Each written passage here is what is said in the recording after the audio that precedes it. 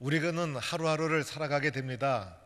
하루하루가 모여서 우리의 인생이 되는데, 하루라는 24시간을 어떻게 사용하고 있는가를 잘 분석해 보면 나의 영적인 현주소를 파악할 수가 있습니다. 나는 24시간을 어떻게 사용하고 있는가? 먼저 잠자는 시간 5시간에서 7시간 정도 사용할 것이고, 식사할 때 하루 3번 1시간씩 3회니 3시간 정도 사용할 것이고, 그 다음에 다른 사람과 이야기하는 시간, 또 이동할 때 들어가는 교통시간, 그리고 또 TV를 보는 시간, 그리고 핸드폰을 만지는 시간, 이 여러 시간을 어떻게 사용하고 있는가 한번 분석해 보는 것입니다. 그런데 그 중에서 말씀 보는 시간은 도대체 몇 시간인지, 기도하는 시간은 도대체 몇 시간인지, 그리고 주님을 위해서 일하는 시간은 도대체 몇 시간인지를 살펴보면 참 하나님 앞에 많은 시간을 사용하지 못하고 대부분 시간은 나만을 위해서, 세상적 일을 위해서 사용하고 있구나라는 것을 발견하게 됩니다. 그래서 24시간 대부분을 나만을 위해서 사용하고 주님을 위해서는 1시간도 잘 사용하지 못하는 우리들의 영적인 현주소를 발견하게 됩니다.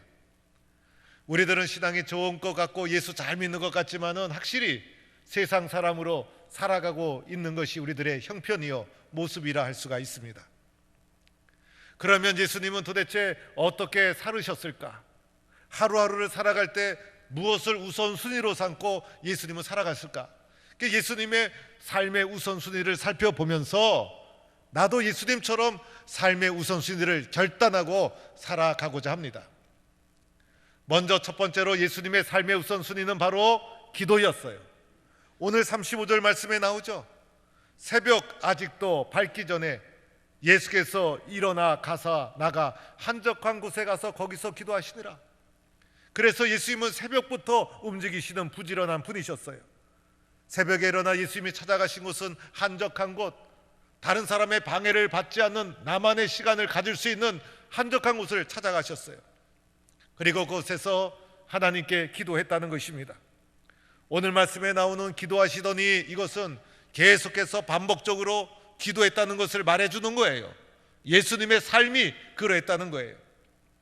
그래서 예수님은 새벽 기도로 하루를 시작했고, 하루를 시작할 때 가장 우선순위가 예수님께는 기도였다는 거예요. 새벽에 한적한 곳에 가서 기도했는데 이것을 외딴 곳이라고도 번역을 합니다. 그리고 당시에 교회가 있었겠어요? 무슨 기도할 수 있는 특별한 기도방이 있었겠어요? 찾아간 곳이 하나님과 나만의 고요한 개인의 만남의 시간을 가질 수 있는 한적한 곳, 그곳에서 하나님과 개인적인 만남의 시간을 가졌다는 것입니다. 그래서 이렇게 새벽에 한적한 곳에서 기도하는 기도는요, 하나님과 나만의 개인의 기도 시간이라 할 수가 있어요. 그래서 오늘 말씀해 보니 어떻게 기도했는지 나오지 않죠. 우리는 몸이 아프다든지 또는 시험을 앞두고 있다든지 문제가 생기면 갑자기 기도 안 하던 분도 기도하기 시작합니다. 그런데 예수님은 무슨 일 때문에 기도했다고 나오지 않아요. 기도하시더니 계속해서 기도했다는 거예요. 무엇을 말해주죠? 예수님은 이렇게 기도하는 것이 생활이었고, 기도하는 것이 습관이었고, 항상 이렇게 기도하며 사셨다는 것을 나타내주고 있는 것이에요.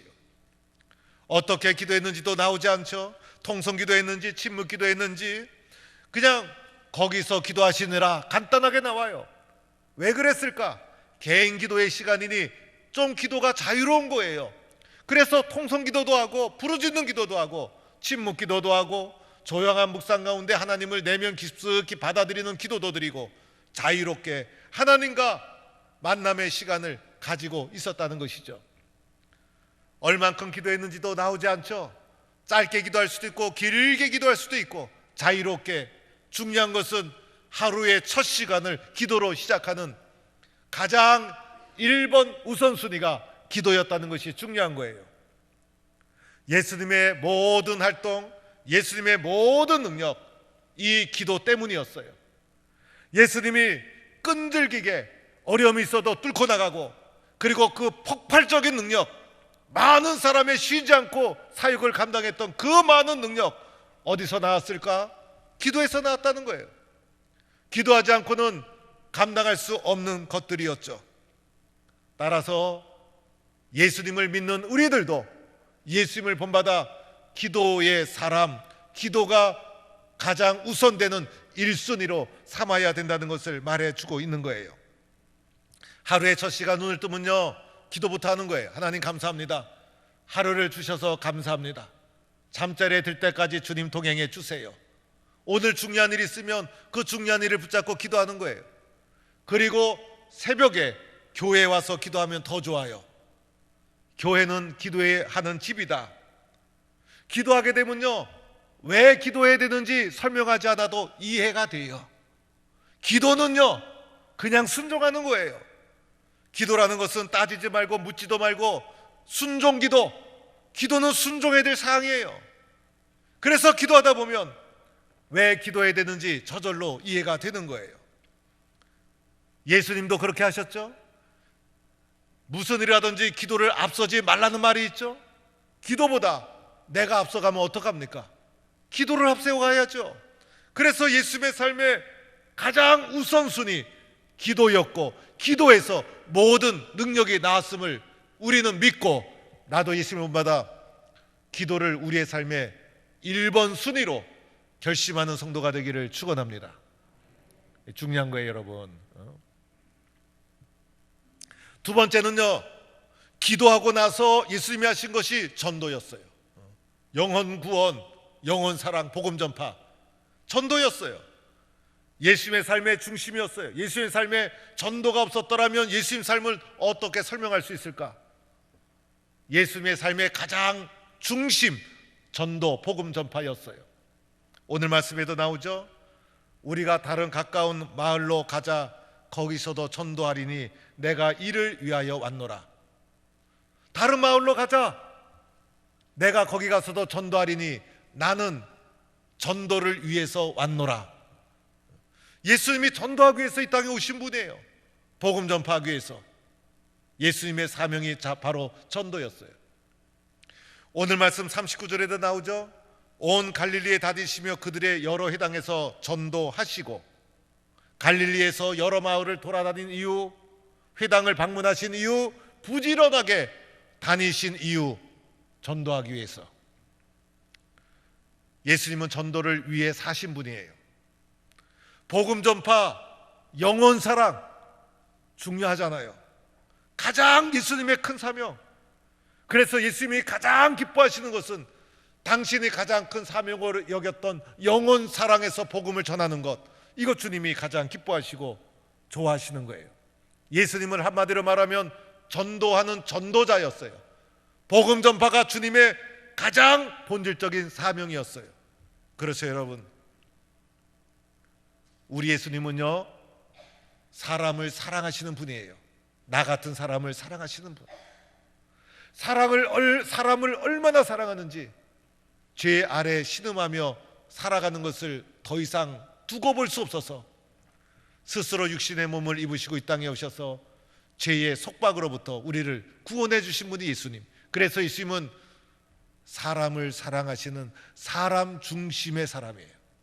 사람 가운데는요, 사람을 소중하게 여기지 않고 일을 소중하게 여기는 일 중심의 사람이 있어요. 이 사람들은 좀 일을 하는 것 같지만은 큰 일을 못해요. 일을 위해서 사람을 희생하는 사람은 위대한 사람이 될 수가 없어요. 세상에서 가장 소중한 것은 사람의 영혼, 사람의 생명. 이것보다 더 중요한 게 있습니까? 천하보다 귀한 것인데, 바로 예수님 영혼을 사랑하셔서 우리에게 오신 분. 예수님의 사랑의 가장 클라이막스는 십자가의 영혼 사랑이에요. 그렇죠, 여러분?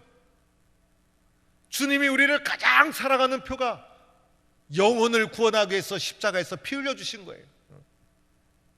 그래서 영혼을 십자가의 사랑으로 구원하는 것만큼 소중한 것 없어요. 주님은 그것을 위해서 이 땅에 오신 거예요. 내가 예수님의 사랑을 어떻게 보여주고 전할 수 있을까? 전도하는 거예요. 그렇죠, 여러분.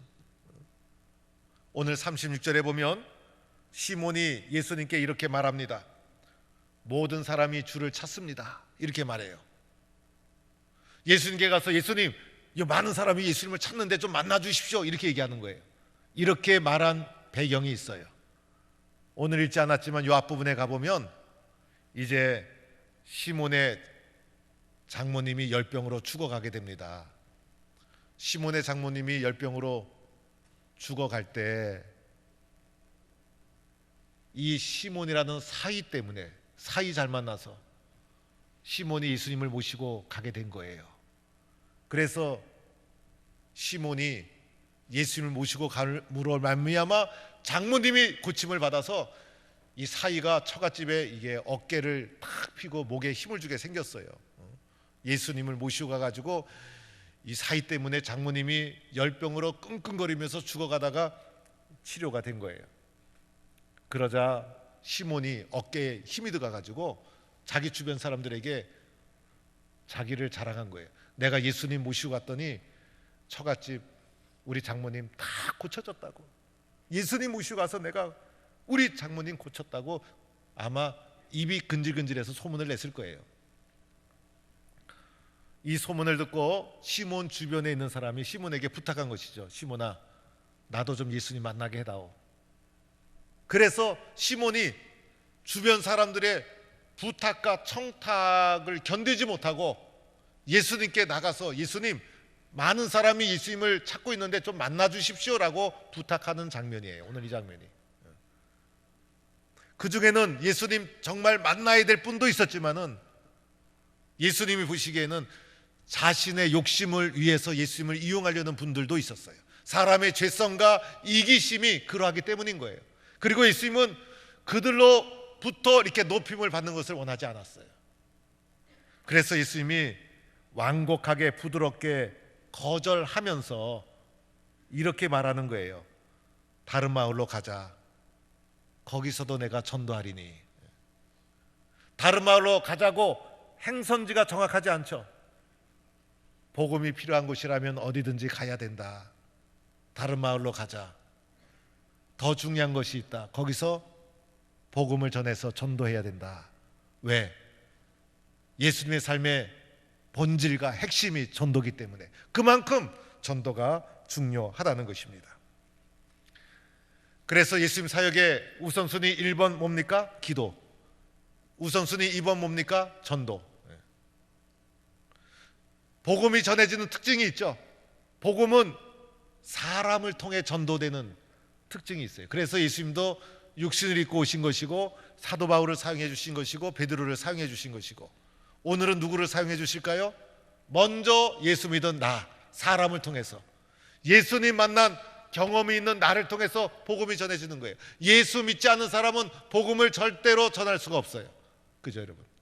예수 믿은 나를 주님이 먼저 선택해 주신 것, 복음 전해라. 우리 가정에 내가 왜 예수 믿게 되었을까? 예수 안 믿는 가정 속에서 여러분을 통해서 예수 믿게 하라고. 그래서 예수님 복음은요, 사람을 통해 전달되는 거예요. 사람을 통해 전달될 때 예수님이 사용하시는 것이 먼저는 입이에요. 입, 말. 그래서 복음은 선포잖아요. 선포. 베드로의 선포를 통해서 교회가 이루어지고 예수님도 말로, 말씀으로 복음을 전했잖아요. 입으로 통해서 전도가 되어지는 특징이 복음 전파의 특징이에요. 또 하나 특징은요, 복음은 교회를 통해서 전파가 되는 거예요. 그렇죠, 여러분? 교회가 복음을 가지고 있기 때문에, 주님이 세우신 교회이기 때문에, 교회 때문에 복음이 변질되지 않고 2000년이 지나도 지켜지고 있기 때문에, 그래서 교회가 복음의 본질을 붙잡고 있고 교회를 통해서 복음이 전해지고, 그래서 예수 믿게 하는 것은요, 그 사람을 그냥 예수 믿게 하는 것이 아니라 교회로 모셔오는 거예요. 교회로. 그래서 전도는요, 궁극적으로는 교회로 모셔와서 교회에 뿌리 내리도록 하는 게 전도다 할 수가 있어요. 그만큼 전도가 중요한 거예요. 오늘 예수님의 첫 번째 사명 기도, 둘째는 전도, 이것을 우리도 내 삶의 우선순위로 순종하고 받아들이는 성도가 되기를 축원합니다. 세 번째 예수님의 삶의 우선순위, 오늘 말씀에서 찾아보니까 전도한 후에 또 한 것이 있어요. 전도한 후에 오늘 말씀해 보니까 병든 자와 귀신 들린 자를 치료해 주셨어요. 치유 행위. 그래서 39절에도 보니까 귀신을 내쫓으시니라. 영적으로 정신적으로 온전하지 못한 사람을 치료해 주시고 회복시켜 주시고 귀신을 축출시켜 주셨어요. 말씀으로. 그런데 그뿐만 아니라 오늘 말씀 보니까 육신의 병도 치료해 주셨어. 오늘 보니까 나병 환자가 등장해요. 치명적인 병에 걸렸어. 이 병을 어디서 치료받아? 예수님이 치료해 주셨어요. 예수님은 만병의 치료자. 영적인 병, 정신적인 병, 육적인 병. 종합병원 의사들 다 모아놓은 것보다 예수님 한 분이 더 위대하신 분이에요. 위대하신 예수님은 못 고칠 병이 아무것도 없어요. 믿으시면 아멘 하시기 바랍니다. 그 예수님이 치료해 주셨어요. 오늘 예수님이 치료하는 장면을 보면요,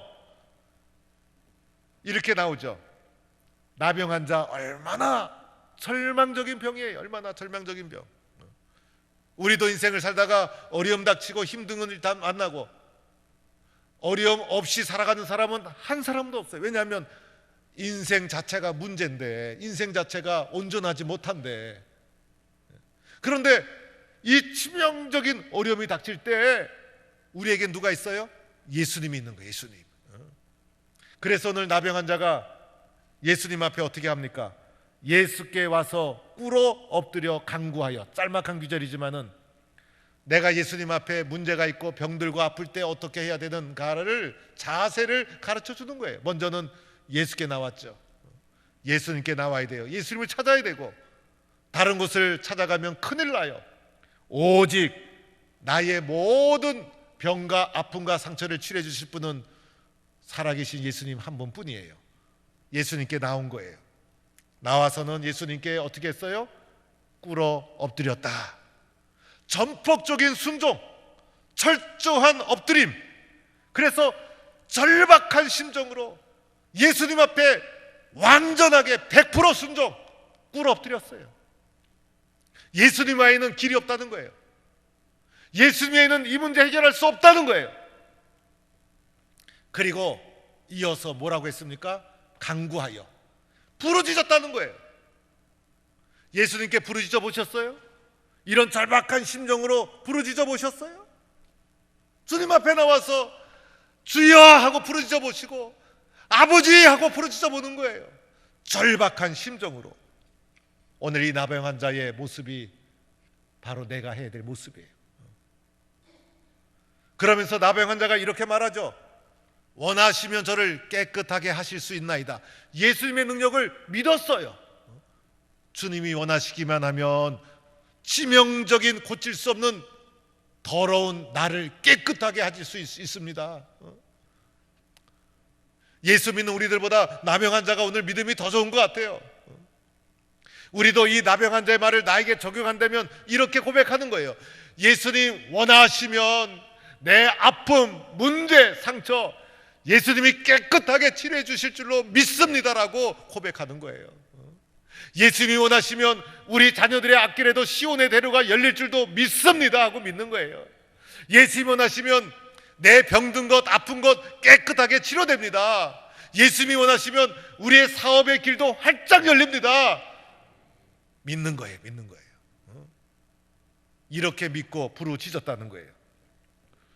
예수를 믿어도요, 절박하게 간절하게 믿음으로 붙잡아야지. 예수님이 계신데 예수를 믿는다고 하면서 미지근하게 예수님 구경하듯 믿으면 무슨 소용이 있어요. 예수를 믿어도 이렇게 믿는 사람이 지혜로운 사람이에요. 그렇죠 여러분? 예수님이 계신데 그냥 구경하듯이 믿는 사람은요, 예수를 믿긴 믿지만은 똑똑한 것 같지만은 어리석은 거예요. 예수를 믿어도 제대로 절실하게 엎드리고 붙잡고 전폭적으로 주님을 의지하고 그러면요, 뚫고 나가지 못할 일이 어디에 있겠어요. 이렇게 하고 나니까 오늘 말씀해 보니 예수님이 어떻게 하셨어요? 불쌍히 여겨주셨어요. 예수님은 어떤 분이에요? 사람을 사랑하시는 분. 그래서 불쌍해서 못 빠져. 우리를 불쌍해서 못 빠져. 우리가 상처와 아픔 가운데 힘들어하면요, 예수님은 우리를 불쌍해서 못 빠져. 죄 아래 신음하며 소망 없이 살아가는 우리들을 예수님은 불쌍해서 못 빠져서 친히 십자가의 피를 흘려주시지 않았어요? 그 예수님이 주님 앞에 나와 엎드려 간구하며 부르짖는데 우리 주님은 불쌍해서 못 빠져. 불쌍해서 못 빠져 우리를. 그래서 우리에게 뭘 내밀어 주세요? 손을 내밀어 주세요. 오늘 말씀해 보니까 손을 내밀어서 나병 환자를 대었다, 이렇게 만졌다 이렇게 나오는데, 우리들은요 예수님의 손이 다가오는 순간 만지기 전에 그냥 예수님의 손을 믿음으로 붙잡는 거예요. 주님밖에 없습니다. 기도하다가 주님이 마음에 감동을 주면 감동대로 될 줄로 믿고 꽉 마음에 붙잡는 거예요. 찬송하다가 말씀 듣다가 감동이 되고 은혜가 되고 결단이 있으면 주님이 주신 것인 줄로 믿고 붙잡고 놓지 않는 거예요. 그러자 예수님 말씀하시죠. 내가 원하노니 깨끗함을 받으라. 무엇으로 고쳐주셨어요? 말씀으로. 예수님의 말씀에는 생명이 있어서 말씀이 우리의 마음판에 들어가는 순간 그 말씀에는 생명이 있어서 죽었던 영혼도 살리고 귀신도 내쫓고 병든 것도 치료되고 나병도 물러가고 역사가 일어나게 될 줄로 믿습니다. 그래서 우리의 마음판에요, 마음판에 심령판에 영원히 지워지지 않는 예수님의 십자가의 흔적이 깊이 새겨져야 되는 거예요. 그래서 문제가 있는 게 나쁜 게 아니에요. 우리 인간은 확실히 문제가 있어야 기도하고 매달려요. 그래서 이렇게 주님 앞에 나가 문제 해결받고 주님의 사랑이 마음판에 새겨지면 나쁜 것 아니잖아요. 믿음으로 살게 되잖아요. 우리들은요 이렇게 주님의 말씀 때문에 살아가는, 은혜 때문에 살아가는 자가 저와 여러분인 거예요. 사랑하는 성도 여러분, 예수님 사람을 위해서 오신 분, 그죠? 예수님이 사람을 위해서 오셔서 사람을 구원하는 일을 하기 위해서 우선순위 1번 기도, 2번 전도, 3번 치유. 예수님이 이 세 가지를 우선순위 1, 2, 3번으로 놓고 하신 거예요. 나에게 적용해 보면요, 내 중심으로 이 말씀을 해석해 보면, 적용해 보면 예수님은 이 세상에 오셔서 나를 너무나 사랑하셔서 나를 위해 기도하시고 나를 구원하시기 위해서 십자가 지시고 복음 전파해 주시고 나를 회복하고 치료하기 위해서 오늘도 살아있는 생명의 말씀으로 역사해 주시고 인도해 주시는 거예요. 그렇죠 여러분? 이러한 예수님 앞에 살아가는 우리들은 어떻게 할까? 나병 환자의 모습을 통해서 우리에게 보여주죠. 예수님께 나아가 꿇어 엎드려 간구하여, 그죠? 그리고 입술로도 고백하는 거예요. 주님, 원하시면 저를 깨끗하게 하실 수 있나이다. 간절히 주님 앞에 매달려 주님의 은혜와 회복을 경험하는 성도가 되기를 축원합니다. 그렇죠 여러분? 이렇게 은혜 받고 나면 나도 결단하는 거예요. 왜냐하면 예수 믿는 신앙인이기 때문에, 이제는 체험적 신앙인이기 때문에, 그리고 나서 나도 예수를 본받아 1번 기도, 2번 전도, 3번 성김과 봉사의 길 결단하고 걸어가는 거예요. 그렇죠? 얼마나 보람 있을까? 내 욕심만 채우기 위해서, 내 욕망만 채우기 위해서 살아가면 그게 무슨 보람이 있겠어요? 그러나 예수님 본받아 살아가면 보람이 있죠, 의미 있죠, 기쁨이 있죠, 행복하죠, 열매가 맺혀지죠. 이런 축복된 삶을 살아가는 성도가 되기를 주의 이름으로 간절히 축원합니다.